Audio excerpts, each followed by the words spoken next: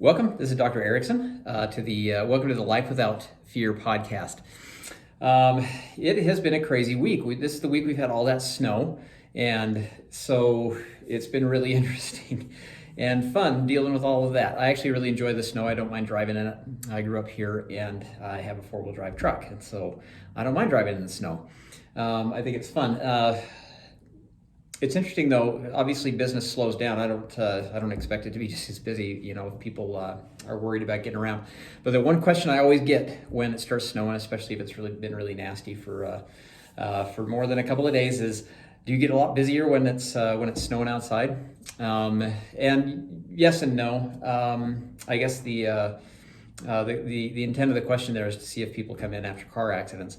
And yeah, there actually have been a couple car accidents that I have seen in the past week. That's not typical, but it does happen.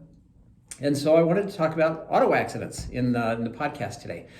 And so I'm going to be referring to my monitor here, but there are some misconceptions about what to do in an auto accident and about insurance. And, I wanted to put this out just for general information, according to my experience and my understanding about different things, the mechanics and all the important things that we're going to be dealing with in a car accident. Hopefully nobody ever has to go through a car accident, because really it's a super traumatic event. Even low-speed car accidents are extremely traumatic for the system. Anything more than what they say is 5 miles an hour. If you come to a sudden stop at 5 miles an hour, that can give you a whiplash injury. So I don't know, I have my reservations about throwing that number out there, but that's really what the experts have said over time. And so what we're going to do is we're going to go through a couple of things to never do, a couple of things to always do, and then my opinions on things related especially to chiropractic and rehabilitation of the spine after a car accident. So one of the most common misconceptions that I hear in car accidents, and it's been really interesting because I remember hearing about this even years ago before I became a chiropractor and then going through school, and this has just never made sense to me. But people always say, if you're going to get in a car accident and you know it's coming, then let yourself go limp. Let yourself, don't tense your muscles up, because then you'll get less injured. I've heard this said by lots of different people, so lots of different sources on this, but I'm going to completely disagree with that. I think the last thing you want to do is let your muscles, which are your body's first line of defense against injury, let them go limp and loose. It's much, much better to brace for the impact and allow your musculature, which has an excellent blood supply, take the brunt of the force that's being delivered into your body. If you think especially about the neck, okay, obviously lower back injuries happen all the time in car accidents too. I see it all the time, especially in side impact. Lots of different ways to injure your lower back in an auto accident, but most people think of whiplash as mostly being in the neck. So let's think about this. We have a great big bowling ball on top of our neck, which is a flexible structure. So the head itself, the best research that I've ever found says that the head weighs approximately 8% of the body weight. So it's a bowling ball. If you think of a 150-pound person, 8% of that's going to be roughly 12 pounds. And so it's a lot of weight to have up on this flexible structure. The neck itself is made of 7 vertebrae, and it's held together with muscles. And then underneath the muscles, we have ligaments, discs, joint capsules, and all the other connective tissue in there. And so when we have that bowling ball being thrown around side to side or front to back or however it works, depending on the specific trauma, the musculature is supposed to control that. That's the whole point of the muscles, is to control things. Ligaments are there to act as supports and limits. It limits the ultimate movement of the bones. And so if you think about this, when you get in a car accident, let's say it's a front-end collision. We're not going to talk about airbags right now. We'll do that in a minute. But let's say that the head gets pushed forward really far like that because you come to a sudden stop. Your head keeps going because your head doesn't have a seatbelt on, and so your head keeps going like this. And what it's going to do is it's going to test the limits of all that tissue, because bowling ball, if you think about trying to hold a bowling ball in a car accident, there is no way you could do that. That thing would be flying out the windshield. But your neck is strong enough and it's able to do that. So if you think about, if you just go limp and your muscles aren't protecting anything, the head drops forward like this and it pulls like this. And what it's going to do is it's going to stretch and it's going to damage all the ligaments and the joint capsules and the discs and all of that connective tissue underneath the musculature. And so we need the neck muscles to be as rigid as possible. One of the main problems we run into, especially with whiplash type injuries, especially when the person is surprised or unconscious or whatever, and they get whipped around and thrown around, is ligaments and discs especially have very, very poor blood supply, relatively speaking. Muscles have excellent blood supply because they need it, because they're always working and acting. But ligaments and discs don't need that blood supply, at least the outer layers of the discs and that kind of stuff. And so if you get injured, blood supply dictates how quickly your body will recover, depending on the given tissue. And so if you don't have a great blood supply, you don't recover really well from that. So what happens if you go limp and everything gets pulled, all the discs and the ligaments and the joint capsules, those are going to take a long time to heal, or they will never heal properly. And so it's going to create actually what we call instability. So it's going to be unstable in there. The bones are going to have a much harder time supporting themselves. And so that responsibility is going to fall on the muscles. So if we have, and that's going to cause all those knots that everyone, oh yeah, I carry my stress in my shoulders, that should never ever happen. But it does happen when we have instability in the neck, or we develop poor posture because of injuries. Now, on the other hand, if we brace for impact, then what's going to happen is the muscles are going to keep it as strong as possible. And yeah, we'll probably still get thrown forward, but the damage in the ligaments and the discs is much, much less. Muscles are going to recover in a matter of weeks rather than in a matter of months or never. And so what we can do with that is we can propagate the healing processes in there, both in the muscles and in the deeper tissues through adjustments. And then just a much, much shorter amount of time is going to get things recovered. And so always brace for impact. You can actually look up, FAA has done studies, and this may be also correlated with body position and that kind of stuff, but we know, especially FAA is going to, of course, be studying aircraft collisions and aircraft crashes. But they say if you're bracing, your chances of survival are way, way, way better. And so our tissue is going to survive much better if we're actually bracing for an impact. So don't go limp. Make sure your muscles are protecting your body. That's really super important. Now, let's talk really quickly about the mechanics of whiplash. What we're going to do basically is we're going to talk about front end collision and rear end collision. So and modern cars are different now. Everything is much more complex to think about now. All the forces involved are much more complex now that we have airbags, because now we have something the face is going to smash into in a front end collision most of the time. And I think airbags are an absolute blessing, and they're amazing, but they also compound issues a little bit as well. So we have to be careful about what we're talking about with airbags. But if we are talking about a front end collision, let's say no airbag, again, what's going to happen is everything's going to come forward like this. The seatbelt, wear your seatbelt. The seatbelt will stop your body from going forward, but it's not going to stop your head. So typically what happens is everything's going to pull forward, just like we talked about. And so it's going to happen in a whiplash scenario. If it's just a typical, old car without an airbag, or if the airbag doesn't fire for some reason, you're going to basically end up with sprains and strains throughout your neck. That means all the muscles are going to be injured to a degree, and we can have injuries in the ligaments and the discs. And so it's very, very important that we don't just let that go. Even if it doesn't hurt, we can still have deep injuries in there that the body is not sensing properly, or at least we don't have a conscious sense of it. The brain has tons of inputs that we don't consciously feel. And so the brain can act act like the body is very, very injured after a car accident, even for years, without necessarily feeling a lot of pain after the injury. So always get checked after even a minor car accident. If you've made a claim on your car, which we'll talk about, man, we're going fast in this, or going a long ways in this video, or in this podcast. Even if you made a claim in your car, then there's automatically money set aside, and we'll talk about more about insurance in a few minutes at the end of this. But if you have that front end collision, then what's going to happen is everything's going to pull forward like that, and everything is going to get ripped. And what we also have to think about is compression in the front.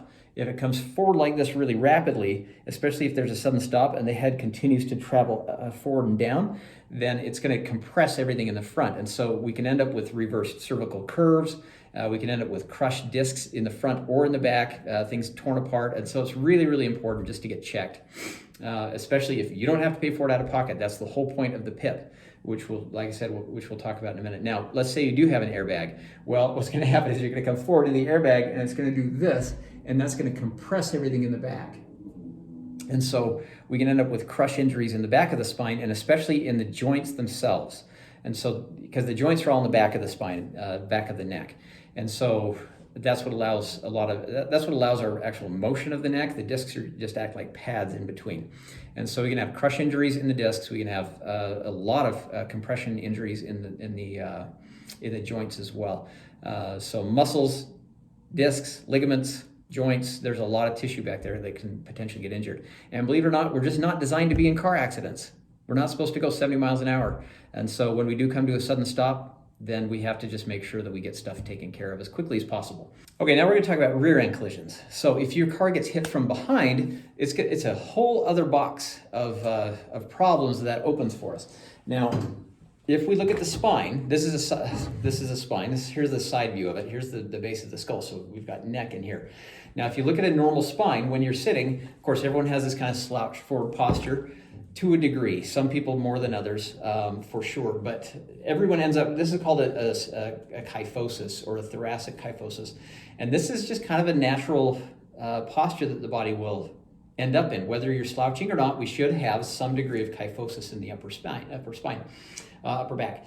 Now, let's imagine that somebody comes, this is sitting in a car, and the car gets hit from behind. What's going to happen there is the spine will actually be driven forward like this. Now, since we have a curve in here, and this is a little bit exaggerated now, but if we have a curve in here, which is normal to have, what's going to happen is the spine is going to get pushed like this, and that's going to drive the actual column, the spinal column, up. And so what happens really, really commonly is that we end up with crush injuries in the discs of the cervical spine, or the neck, the neck portion of the spine, from rear end collisions. And it's just the mechanics of this straightening out so quickly, it drives up, and then the weight of the head actually crushes. And usually it ends up about C5, between C4 and C6. And so we end up with really severe crush injuries in right around C5. C5 is far and away the most common injured segment that we find when I do x-rays in the neck. Almost everybody that comes in that needs my help, when we take x-rays, a lot of times we're going to find problems at C5.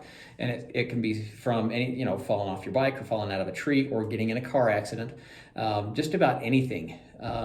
Anything that injures the spine, C5, that's like the weak, if not the weak portion of the spine, it's the most focally injured area that we typically see. Of course, there are exceptions to that, but that's the most common by far.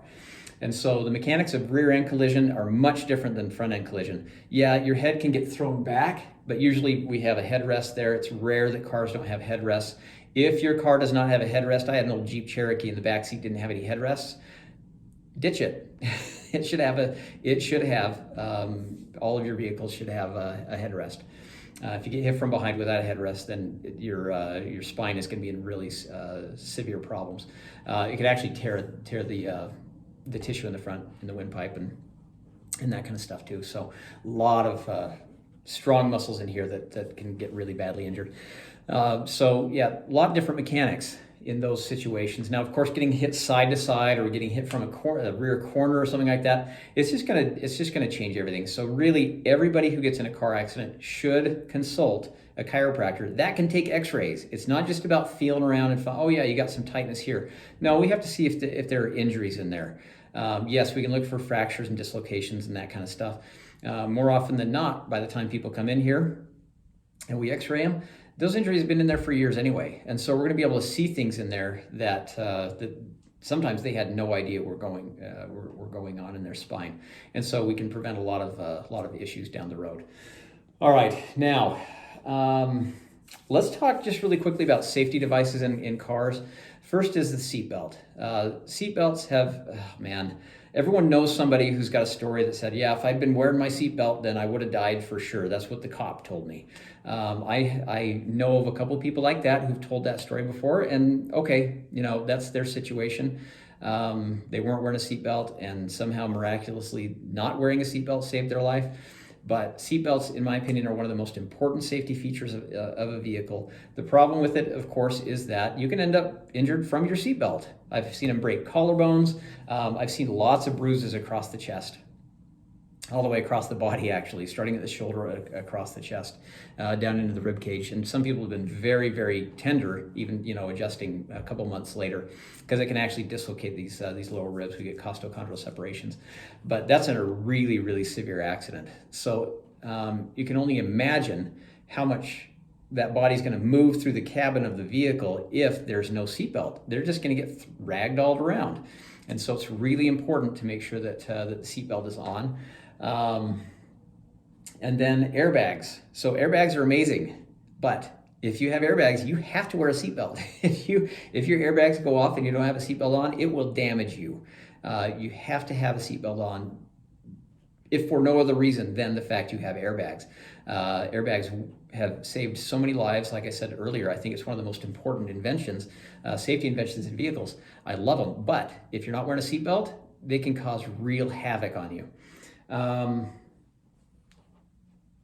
Now, the other thing, of course, with seatbelts is if you're in the back seat of a car and you're not wearing a seatbelt, and let's say you get in a front-end collision where the car comes to a sudden stop, you become a projectile. And so I saw a statistic not long ago. It increases the risk of death to the person in front of you by 75%. If you're not wearing a seatbelt, because what happens if you don't wear a seatbelt and you come into the seat in front of you, all of your body weight is smashing the person in between the seat and their seatbelt, and it can actually melt the seatbelt. There can be so much pressure it can melt the seatbelt. And so really, really, really important. Even in the back seat, you got to wear a seatbelt, or else you become a projectile, and your body actually becomes a hazard. It becomes something flying around the cabin of the vehicle again. And that's not how we want to think about the human frame. It's too special to think about it in that way. Now, I'm going to talk about this in the most sensitive way that I can, but I'm going to say this in the most absolute terms that I can. If your kids are in car seats, keep them in their car seats. Don't ever, under any circumstances, drive with your kid on your lap touching the steering wheel. I've seen this on multiple occasions, and it's rare, of course, but I have seen it. And so I'm just going to give an absolute do not do this. If for some reason you lost control of the vehicle, or if something went haywire, or most accidents are not your fault anyway. If some crazy person or someone who's not paying attention, maybe they're on their phone, which is super common these days, pulls in front of you, that airbag will kill the kid that's sitting on your lap. It's been shown time and time again. The force that airbags come out with is incredible. It's incredible. And if your body weight is between that, basically at the time that it inflates, it's going to be close to a brick wall. It's really, really stiff and firm. And so if you end up impacting with a child in between you and your airbag, it just is tragedy. That's all it is. And so it's a plea more than it is a command. Please do not drive with your kid on your lap. If they're going to pull into the driveway, 10 feet or whatever, cool. But don't drive on the roads. It's just too many variables out there. And so that's my plea to you, as someone who knows a little bit about the mechanics of all this stuff. Also, if we talk about airbags in the front seat, new cars, this is much, much better, because we have weight sensors in most cars in the front seat that will turn off airbags on the passenger side. That's why if you put a heavy bag or something over on that passenger side, but it's not like 70 pounds, which most of the time it's not. So if you put your gym bag on that, a lot of times your airbag light will come on saying the passenger airbag is not active, because it senses that there's a kid sitting on there, and it knows that if the airbag goes off, it'll kill that kid.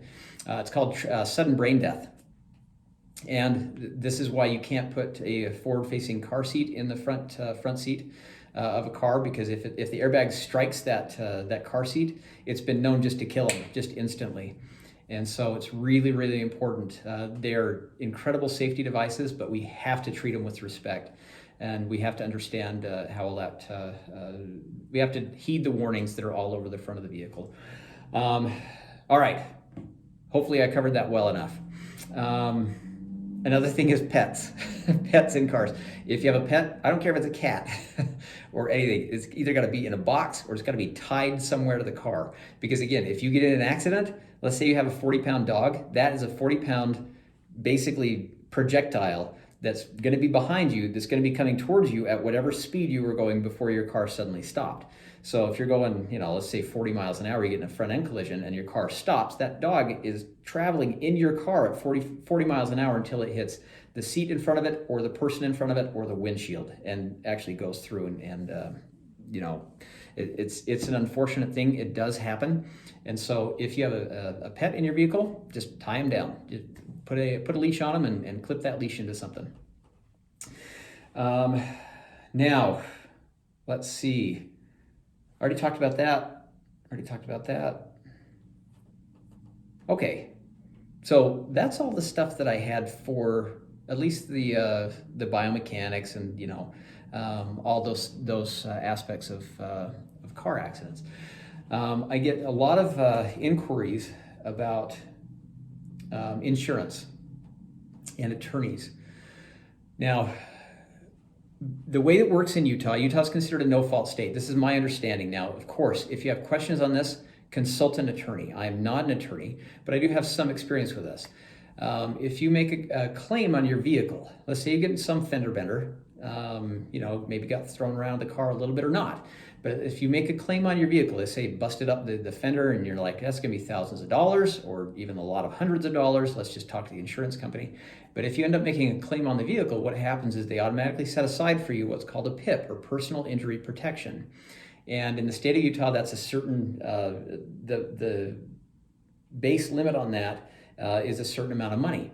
And so what will happen is when you get in that accident, you make a claim, then you're going to be assigned an adjuster. So you have your agent that you bought your policy through, and then you get assigned an adjuster. And the adjuster is the one that says, okay, this is what your car's worth. This is what the estimate is on repair or replacement. And so this is what we're going to do with your vehicle. But your adjuster also manages your healthcare claims. So let's say you get in an accident and you're not feeling good. You're feeling super dizzy or you're out of sorts. You feel like you're in shock, and they take you to the hospital. If you get picked up in an ambulance and whatever they do at the ER, that should all be billed to your PIP. If you come to the chiropractor, then that should all be billed to your PIP. If it's relating directly to injuries that were sustained in the car accident. Stuff that's pre-existing, stuff that doesn't belong to the car accident, that should not go to PIP because they're just claiming liability for what happened in the car accident. That's why you pay for the insurance. Now, what I always tell people is call your insurance agent and find out what it would cost. Let's say that the typical PIP in Utah is about $3,000. That's a substantial amount of money. But what if you get injured on the freeway? It's not your fault. Something happens, something rolls in front of you, and you impact something on the freeway, totals your car, and your car's upside down, and they have to lifeline you or one of your kids. Well, that's going to cost more than $3,000, and that doesn't even start to get into how much it's going to cost to take care of the injury. That's just transportation. If they have to airlift you to a hospital, it's going to be thousands upon thousands of dollars. So what I tell people is especially if you have a good relationship, doesn't really matter though, call your insurance agent and just say, can I raise my PIP to $10,000? And for us, it was like $9 a month. I think maybe it wasn't even that, maybe $9 a year. I can't remember how much it was. But it shouldn't be a lot of money. And so we've done that. And what that does is it allows basically more for care in case transportation costs especially are bad, or let's say we have to get pins or screws set into, let's say I break my arm and I got to get a bunch of pins and screws in there. That's going to be more than $3,000, and then I still have to go to the chiropractor to take care of my spine and the injuries there, because I don't want that to be giving me problems later on. We need to be able to access care to whatever level is necessary. Now, yeah, let's say it costs $100,000. Well, $10,000 PIP is not going to cover that either. But it's going to prevent you from having to necessarily consult an attorney and that kind of stuff, and bring more bodies into the equation. And so that's what I recommend. Just call your agent, find out how much it would be to raise your PIP to $10,000. Basically, if people come into my office and they've been in an accident, we can usually just send the bills directly to the PIP, directly to the insurance company, and it's been very, very rare that we've had issues with them just paying for the care that they need. I can think of one case, one family actually. I won't name the insurance company. But they were very problematic. But for the most part, everyone, all the other auto insurances, they just pay because we can justify care. We can show them on the X-ray, and then based on the patient's symptoms and my findings and that kind of stuff, it's usually just we bill it out and they pay it, and it's not a big deal. If you've been in a car accident and you've made a claim on your car, and it's been within a year, especially the longest I've ever gone. I had somebody come in and it was 18 months, and they said, I was in a car accident about 18 months ago. I don't know if the insurance is going to pay. We said, well, we'll try it. So we justified care. I write really good notes. And so we sent it into the insurance company and they paid. I don't know if I've tried any between 12 and 18 months other than that one. But typically within a year, it's not usually an issue. If you are injured in a car accident and you made a claim on your car, then you should have access to it, at least to a degree. And like I said, consult an attorney if you do have questions on that. And you can also talk to your adjuster and say, hey, I'm having headaches, or my back is killing me, and I'm pretty sure it's from the accident. Can I at least go get assessed? And then they can steer you in the right direction for that. Now, the next question is, do I need an attorney? And the quick answer to that is no. Most of the time, you don't need an attorney. I decided a few years ago that if I were ever in a car accident, no matter what the severity was, I would just call my buddy who's an attorney. He does a lot of personal injury or PI cases. He works with a lot of chiropractors, including with me. And so I would just call him and say, hey, this is what happened. What are your thoughts? And so I would get some guidance from him. I know that insurance companies have teams of attorneys that write their contracts, and they have insurance experts who are on their side. And so, in my opinion, it's nice to feel like I've got somebody on my side who is away from the situation, but is able to give me good, solid advice. And so, I would say especially if you know somebody, there are lots of companies advertising on TV. A lot of times they're not going to get really involved until you get all the way through your PIP, which is not necessarily going to happen most of the time, unless you have really, really severe injuries beyond what we can just take care of here in the office, especially talking about chiropractic stuff. And so my advice is, if you feel like you need to call an attorney, just call an attorney and talk to them about the situation. Just be totally honest and upfront about everything, and listen to whatever advice they give you. Don't try to just get money out of some settlement that usually is not going to pan out for you very well. They're just you're paying for liability, and you have a certain amount of money that they're going to allocate for your health care related directly to the incident. But a lot of times for minor injuries, especially as far as settlement goes, you'd have to talk to an attorney about that. Now, I hope that answers at least some questions. Now, what does chiropractic actually do for auto accidents? That's what I do. I'm the chiropractor, and so this is especially what I like to talk about. When we get injuries in the spine, basically what happens, if we get our head thrown around front to back, side to side, one way or another, we're gonna end up with some sort of injury, whether it's in the muscles. Hopefully it's more in the muscles than in the ligaments and the discs, but we're gonna end up with some degree of injury depending on the severity of the accident in the spine. So what chiropractic does is it maintains motion in the spine. What that does, it allows the body to rehabilitate and heal itself much, much faster. Let's say that we get some crush injury at C5.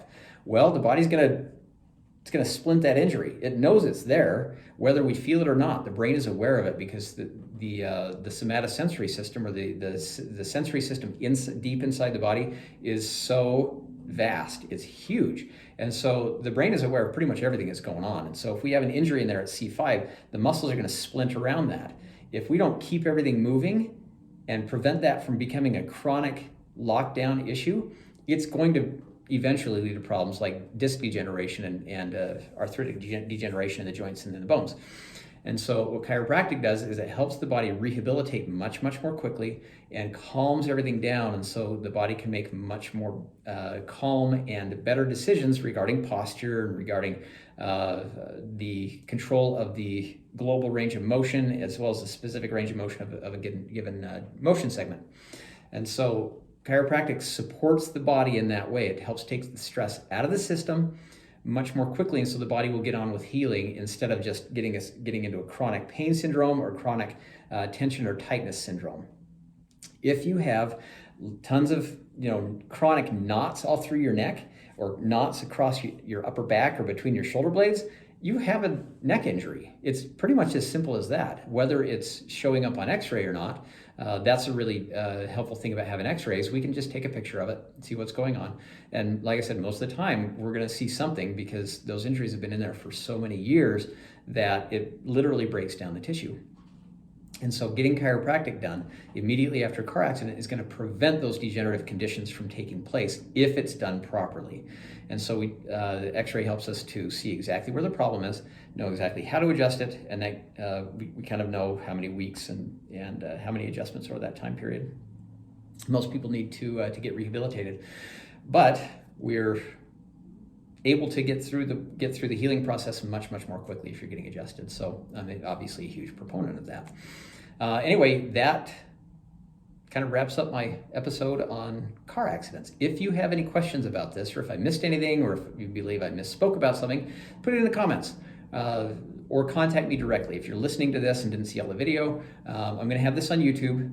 We're also on Podbean, and we actually just finally got put on Spotify. So I'm on Google Podcasts, I'm on Spotify, and I'm on another one too that I'm not, it's not coming to me, but we're going to put the link in the description below anyway.